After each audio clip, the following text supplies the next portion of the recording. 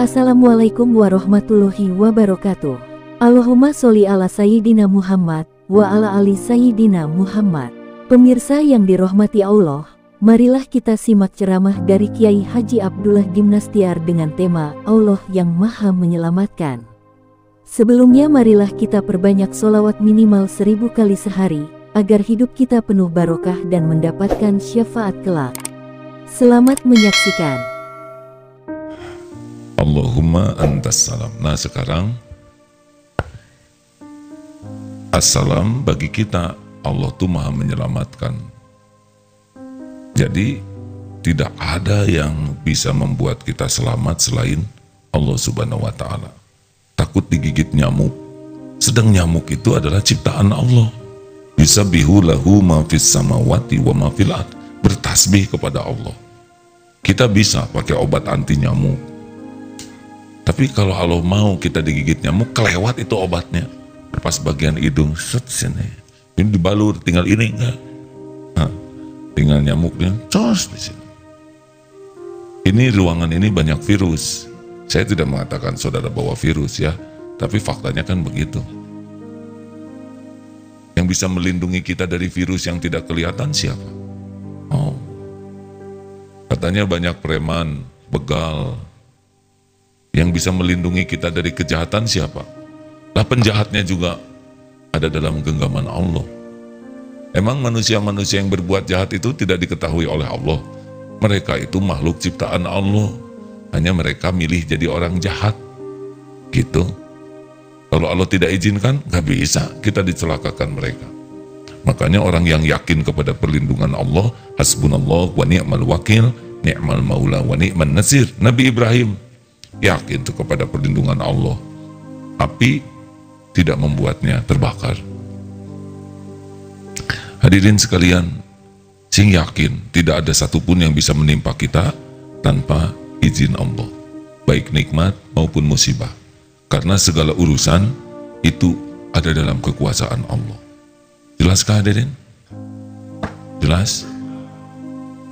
Jadi kita sebetulnya jangan ngarep-ngarep ke makhluk, bikin sakit hati. Bagaimana kita ngarep-ngarep ke makhluk sedang dia aja nggak bisa menolong dirinya sendiri tanpa izin Allah? Bagaimana kita ngarep-ngarep minta ditolong orang sedang dia aja tidak bisa menolong dirinya sendiri kalau Allah tidak menghendaki? Betul? Nah, kalau ingin diselamatkan Allah, berbaik sangkalah kepada Allah. Allah lah penyelamat kita. Ana inda dzanni abdi bi. Aku sesuai dengan prasangka hambaku. Kalau kita yakin Allah menyelamatkan, Allah tahu keyakinan kita. Kita tidak disia-siakan. Kenapa ada orang soleh yang dicelakakan? Ali bin Abi Thalib terbunuh, Utsman bin Affan terbunuh, para sahabat Nabi terbunuh. Memangnya itu tidak dilindungi Allah? Itu perlindungan Allah. Diberikan jalan menjadi syuhada. Dan semuanya juga mati, betul? Kalau Allah melindungi, berarti matinya husnul khotimah. Kalau Allah tidak lindungi, berarti matinya su'ul khotimah. Saudara mau menikah, tiba-tiba batal. Musibah atau nikmat? Hanya boleh menjawab yang mengalaminya. Dan akhwat lah, akhwat. Biasanya lebih dramatis. Akhwat, si dia sudah melamar dirimu, sudah mendatangi orang tuamu, sudah membuat kartu undangan, bahkan sudah disebar, tapi tidak jadi pernikahannya. Ini nikmat atau musibah? Awat stres. Nyebut nikmat takut kejadian, nyebut musibah takut salah. Tergantung. Kalau minta jodoh terbaik, siapa tahu yang melamar itu belum yang terbaik. Jadi gimana dong? Saya kan malu. Kenapa malu? Namanya juga belum jodohnya, ya. Tapi kan undangan sudah disebar. Ya tinggal dibuat saja surat undangan pembatalan, ya.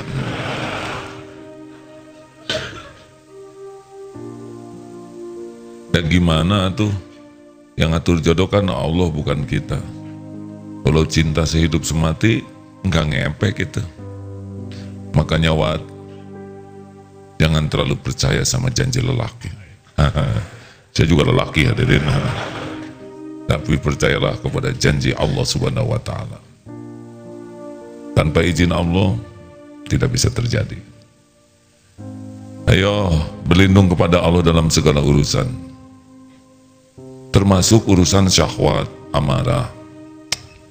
Kalau tidak dilindungi Allah, kita bisa celaka dengan syahwat kita. Ingat ya, kalau dosa, maksiat kita lakukan, hukuman terdekatnya dari maksiat itu kalau tidak tobat adalah dicabut nikmatnya taat dan diberikan kemudahan untuk berbuat maksiat lainnya. Jadi kalau kita senang maksiat, hukumannya yang cash itu adalah kalau tidak tobat ya, kita akan kehilangan taat. Hafalan Quran jadi lupa, mau baca Quran jadi males. Nih udah ciri-ciri nih. Kalau kita maksiat tidak segera tobat, sholat jadi telat, tidak mau berjamaah. Dan kalau maksiat kita lakukan, itu jadi lancar tuh. Yang tadinya dia menolak jadi mau sama saudara. Dikedipin dia jadi melotot. Makin gampang maksiat itu. Makin lancar. Makin tidak terhalang. Nah ini sudah petaka nih. Kelancaran kita berbuat dosa dan maksiat itu salah satu ciri kita terkena buah dari dosa kita. Kalau taat juga ikhlas dibalas oleh Allah. Apa orang yang taat dibalasnya langsung hati dibuat nikmat.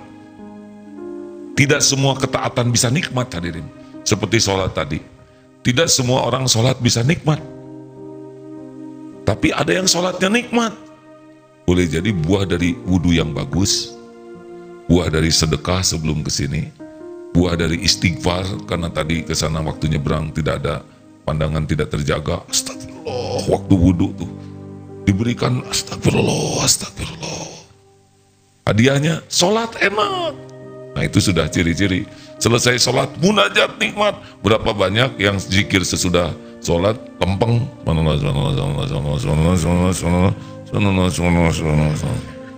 Berapa banyak yang sesudah sholat masuk ke saku dan mengeluarkan HP, benar?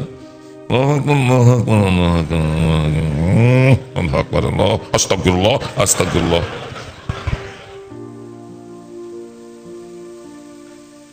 Kalau kita berbuat taat dengan ikhlas, salah satu hadiahnya adalah diberi nikmat dalam taat itu dan dimudahkan berbuat taat lainnya, serta dipersulit berbuat maksiat. Ini yang enak, ya kan?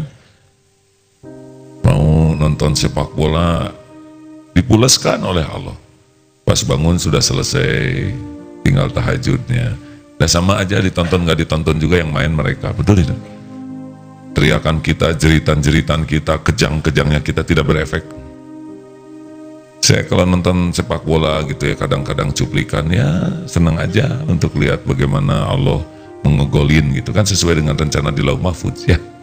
Saya berpihak kedua-duanya karena kalau berpihak ke satu kasihan yang satu, suka nggak tega ya udah kuma Allah lah kalau kamu nawai.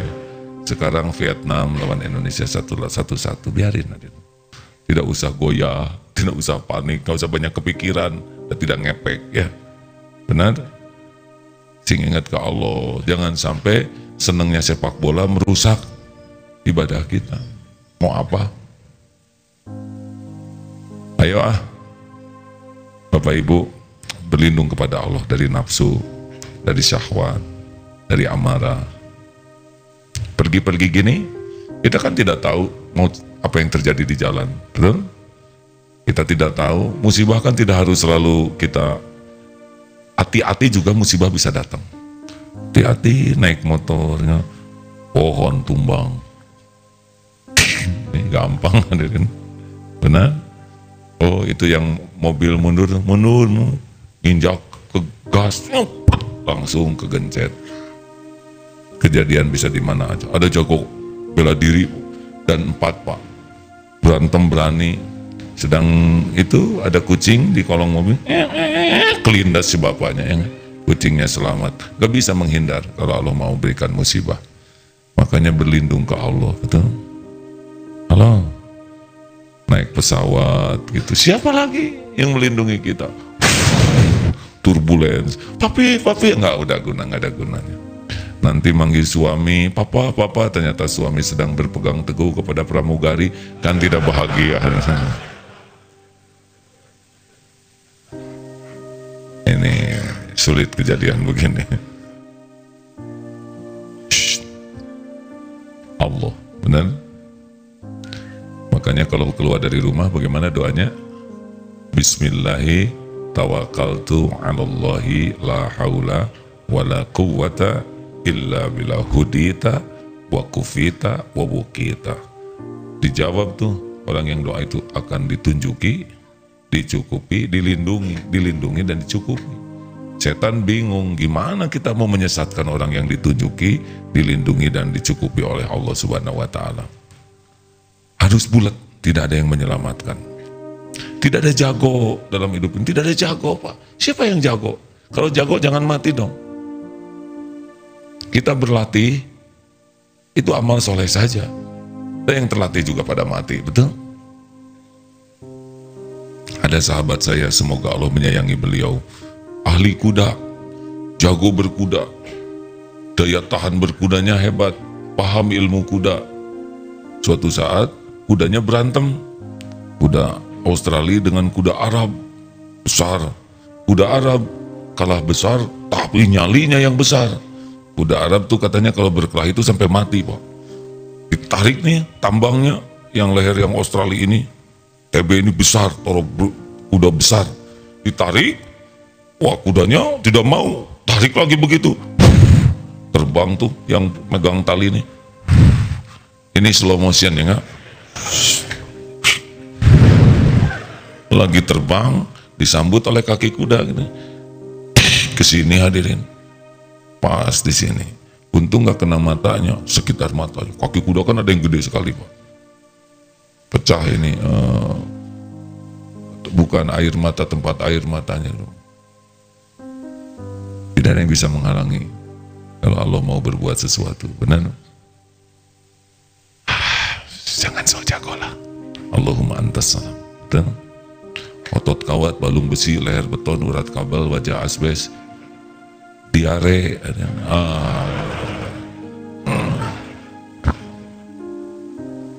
susah wibawanya di WC ya. Diare itu karena gajah, karena badak, atau karena bakteri. Coba kecil-kecil, ya kan? Sudah bisa membuat nangkring di WC.